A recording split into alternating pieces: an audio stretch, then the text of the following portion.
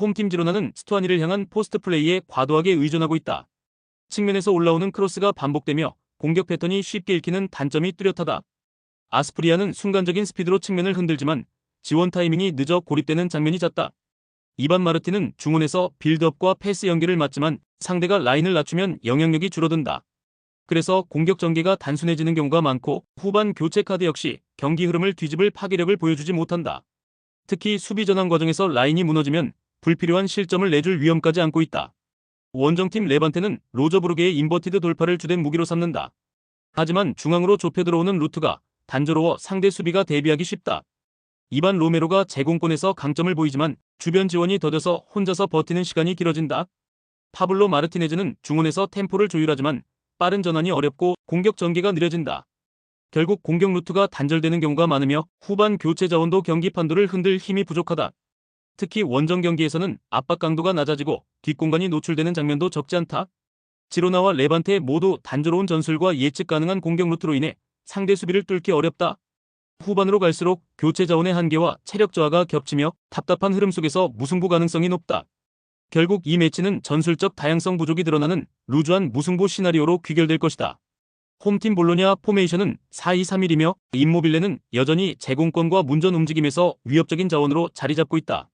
오르솔리니는 하프스페이스 돌파와 컷인 이후의 슈팅에서 날카로운 무기를 보여주며 상대 포백을 지속적으로 흔들어낼 수 있다. 오드가르드는 이선에서 볼을 전진시키며 박스 근처에서 패스 타이밍을 정확하게 잡아내는 플레이메이킹이 돋보인다.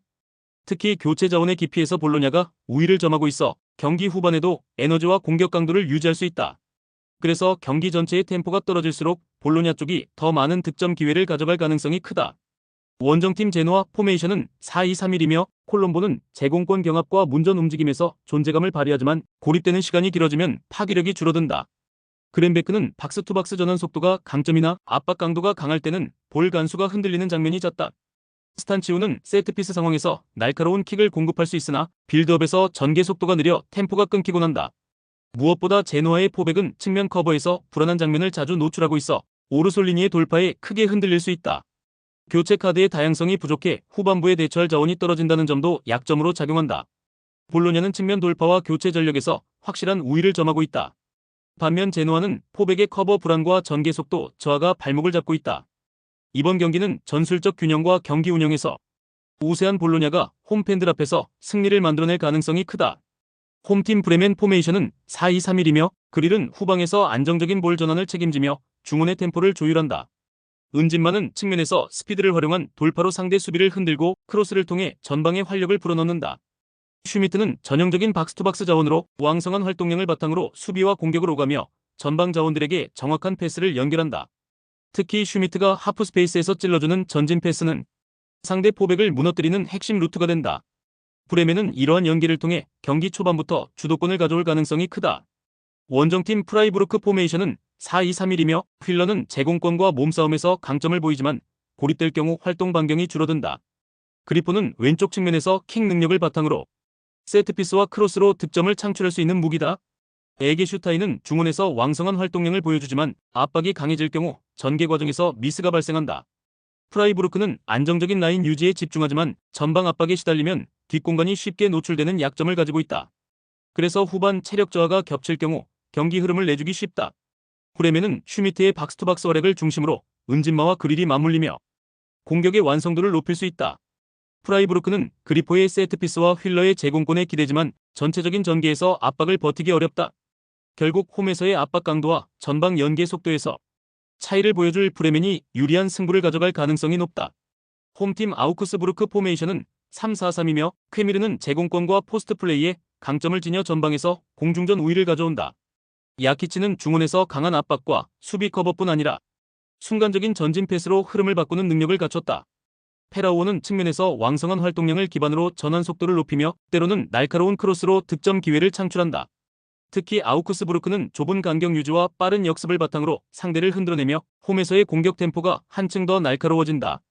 최근에는 세트피스에서도 집중력이 높아지면서 다양한 득점 루트를 동시에 확보하고 있다는 점이 큰 무기다. 원정팀 마인츠 포메이션은 3-4-3이며 클러바우는 전방에서 공간을 공략하며 제공권을 살린다. 시브는 중원에서 볼 간수와 템포 조율에 능하지만 강한 압박을 받으면 전진 속도가 급격히 떨어진다. 이재성의 햄스트링 부상은 중원의 연계와 전방 침투 옵션이 사라진 치명적인 손실이다. 그 결과 마인츠는 공격 전환에서 날카로움이 줄어들고 단순한 롱볼 의존도가 커져 상대 수비진에게 읽히기 쉽다. 특히 원정 경기에서는 수비 집중력이 후반에 흔들리는 장면이 잦아 이번 경기에서도 약점이 노출될 가능성이 높다. 아우크스부르크는 제공권과 압박 전술을 기반으로 상대를 흔드는 데 능하고 홈 경기에서 더욱 날카로운 패턴을 보여준다. 반면 마인츠는 이재성의 부재와 후반 집중력 저하로 약점을 드러낼 수밖에 없다. 결국 이 경기는 아우크스부르크가 승리를 통해 홈팬들에게 확실한 자신감을 안겨줄 가능성이 크다. 홈팀 호펜하임 포메이션은 4-3-3이며 램펄은 좌측에서 폭발적인 스피드를 바탕으로 빠른 돌파를 시도하지만 마무리 선택지의 한계가 크다. 아슬라니는 중원에서 패스 전개와 압박 회피 능력을 보여주지만 강한 압박 앞에서는 흔들리며 볼 간수가 불안정하다. 아부둘라후는 전방에서 제공권은 있지만 순간적인 움직임이 단조로워 중앙 수비수들에게 쉽게 봉쇄당할 수 있다. 호펜하임은 전체적으로 빌드업 속도는 빠르지 않으며 전환 과정에서 볼을 잃는 순간 수비 라인이 흔들리는 장면이 반복된다. 특히 포백 조직은 상대가 빠르게 종적 침투를 가져가면 간격 유지가 무너지고 뒷공간을 내주는 약점이 크다. 원정팀 바이엘은 미넨 포메이션은 4-2-3-1이며 올리세는 이선에서 종적인 침투 패턴으로 박스 안에 파고들며 수비 뒷공간을 무너뜨린다. 순간적으로 측면에서 중앙으로 들어오는 움직임은 상대 수비 라인의 시선을 분산시키는 강력한 무기다.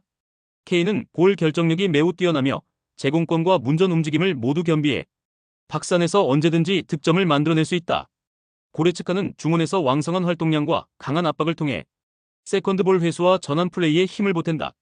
바이에른은 전방 압박과 템포 전환에서 압도적인 우위를 보이며 짧은 시간 안에 다득점 양상을 만들 수 있는 구조다. 바이에른 미네는 올리세의 종적 침투와 케인의 마무리를 앞세워 언제든지 다득점을 노릴 수 있다. 고레츠카의 중원 압박까지 더해지면 경기 흐름은 미넨 쪽으로 빠르게 기울 것이다. 반면 호펜하임은 포백 라인의 불안정과 전환 속도 부족으로 버티기 힘들다. 그래서 이번 경기는 바이에른 미넨이 원정에서 강력한 공격력을 앞세워 승리를 챙길 가능성이 높다. 홈팀 함부르크 포메이션은 3-4-3이며 공격 전환 시 폭넓은 움직임으로 상대를 흔드는 패턴을 구사한다. 퀘니 스테르퍼는 전방에서 왕성한 활동량과 폭발적인 돌파로 상대 수비를 끊임없이 압박한다.